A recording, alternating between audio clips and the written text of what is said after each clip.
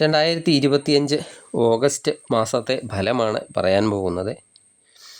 2025 August മാസം 16-ാം തീയതി വരെ ആദിത്യൻ കർക്കടകം രാശിയിലും തുടർന്ന് ചിങ്ങം രാശിയിലുമാണ് സഞ്ചരിക്കുന്നത്. ചൊവ്വ കന്നി രാശിയിലും ബുധൻ കർക്കടകം രാശിയിലുമാണ് ആഗസ്റ്റ് 30 വരെ. ആഗസ്റ്റ് 30-ന് ബുധൻ ചിങ്ങം രാശിയിലേക്ക് പ്രവേശിക്കുന്നു. ആഗസ്റ്റ് 10-ന് ബുധൻ്റെ മൗഢ്യവും തീരുകയാണ്. ശുക്രൻ മിഥുനൻ രാശിയിലാണിപ്പോൾ. മാസത്തിൻ്റെ ആദ്യ സമയത്ത് 20-ന് അത് കർക്കടകം രാശിയിലേക്ക് സംക്രമിക്കുന്നതാണ്. വ്യാഴം മിഥുനൻ രാശിയിൽ തിരുവാതിര നക്ഷത്രത്തിലാണ്. ആഗസ്റ്റ് 13-ന് അത് പുണർദത്തിലേക്ക് പ്രവേശിക്കുന്നതാണ്.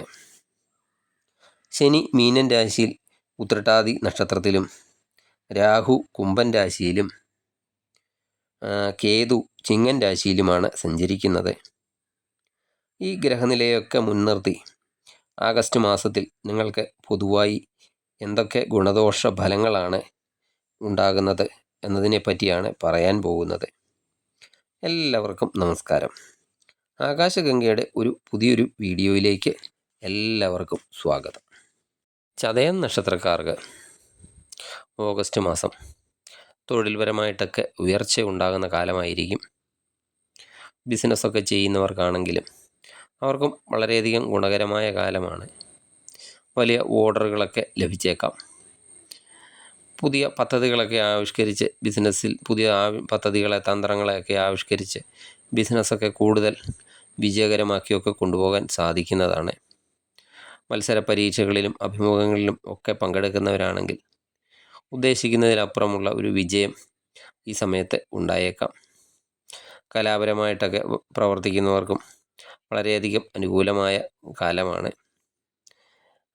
ബന്ധുക്കളുമായിട്ടൊക്കെ എന്തെങ്കിലും വിരോധമൊക്കെ ഉണ്ടെങ്കിൽ അതൊക്കെ തീർക്കുന്നതിന് വേണ്ടി ആത്മാർത്ഥമായ ശ്രമങ്ങളൊക്കെ നടത്തുന്നതാണ്. എന്ത് കാര്യവും ആസൂത്രണം ചെയ്യുന്നതിന് ഒരു പ്രത്യേക കഴിവ് തന്നെ ഈ സമയത്ത് ഉണ്ടായേക്കാം.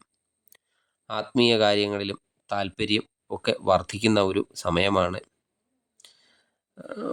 ചൊവ്വ അഷ്ടമത്തിലൊക്കെ സഞ്ചരിക്കുന്നതിനാൽ ഭൂമി സംബന്ധമായ എന്തെങ്കിലും പ്രശ്നങ്ങളും തടസ്സങ്ങളും ഒക്കെ ഉണ്ടാകാൻ സാധ്യതയുണ്ട്. വസ്തു വിൽക്കാനൊക്കെ ശ്രമിക്കുന്നവരാണെങ്കിൽ അതിനൊക്കെ എന്തെങ്കിലുമൊക്കെ തടസ്സം അനുഭവപ്പെട്ടേക്കാം. മക്കളുടെ ജോലിക്കാര്യം ഒക്കെ ശരിയാകുന്നതാണ്. അതിൽ എന്തെങ്കിലുമൊക്കെ ശുഭവാർത്തകളൊക്കെ വന്നെത്തുന്നതാണ്. ജീവിത ശൈലി രോഗങ്ങളൊക്കെ ഉള്ളവരാണെങ്കിൽ അതിൻ്റെ ചികിത്സയൊക്കെ ഫലവത്താകുന്നതും ആണ്. ചതയ നക്ഷത്രക്കാർക്ക് കൂടുതൽ ഗുണഫലങ്ങൾ ഓഗസ്റ്റ് മാസം ലഭിക്കുന്നതിന് വേണ്ടി ശനിയാഴ്ച തോറും ശനീശ്വര ക്ഷേത്ര ദർശനം നടത്തി പ്രാർത്ഥിക്കുക. നീരാഞ്ജനം, എള്ളുതിരി മുതലായ വഴിപാടുകളൊക്കെ കഴിക്കുക. അതുപോലെ ദേവി ക്ഷേത്ര ദർശനം നടത്തി പ്രാർത്ഥിച്ച് കഴിയുന്ന വഴിപാടുകളൊക്കെ ചെയ്യുന്നതും വളരെയധികം ഗുണകരമാണ്.